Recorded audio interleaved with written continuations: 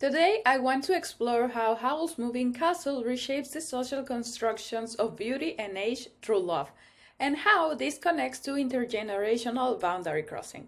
In most narratives, beauty and youth are presented as conditions for being loved, especially for women. But in Miyazaki's Howl's Moving Castle, this idea is turned upside down. Sophie's transformation into an old woman becomes the starting point of love, not its obstacle. At the beginning, Sophie sees herself as plain and unremarkable, too ordinary to be desired. When she cures and suddenly age, the loss of her youth paradoxically frees her. She is no longer self-conscious about how she looks, or not as much. And this allows her to connect with others in a more authentic way. Aging becomes, in this sense, a resource for emotional honesty. Through her aged self, Sophie develops empathy, patience, and a sense of care, values that are often associated with maturity rather than youth. Her emotional growth mirrors her physical transformation. Love in the film isn't about external beauty, but about mutual recognition and vulnerability. By breaking the social conventions that women must be younger and more beautiful than their male partners, the film redefines what sincerity in love looks like. Sophie learns to love Howl not for his charm or appearance, but despite his flaws. And the same happens the other way around. Howl's love for Sophie transcends her physical form. The film also expands the idea of love beyond romance. As Mustafa will discuss in more depth, Howl's Moving Castle presents multiple multi-generational bonds, where love takes the form of care.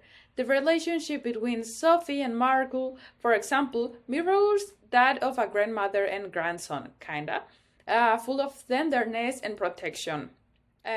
Howl and Calcifer share a bond of interdependence that also feels like family. Together, they form a found family that resists the segregation of generational and social roles.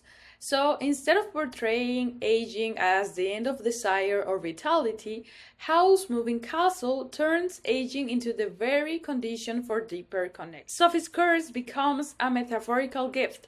Through it, she experiences love as empathy, as care, and as the freedom to be truly seen. In the end, the film suggests that love can reshape our notions of beauty and age, not by denying them, but by transforming them into opportunities for emotional truth and connection across generations. We have shown how Miyazaki disrupts conventional life phases. We have discussed how love and aging become intertwined as forms of authenticity and connection, and have demonstrated how these themes expand into intergenerational solidarity and found family. Taken together, these perspectives reveal that the film not only redefines beauty and maturity, but also questions the very boundaries between youth and adulthood, individual and collective growth. Based on these, two main questions emerge. First, how might Howl's Moving Castle depiction of aging and growing up invite us to question whether maturity is defined by physical age, emotional experience, or social perception?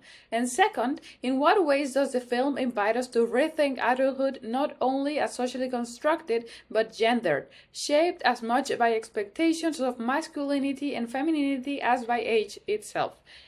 Ultimately, Miyazaki's film invites us to see growing up not as a loss of magic, but as the beginning of understanding what it means to love across bodies, ages, and generations.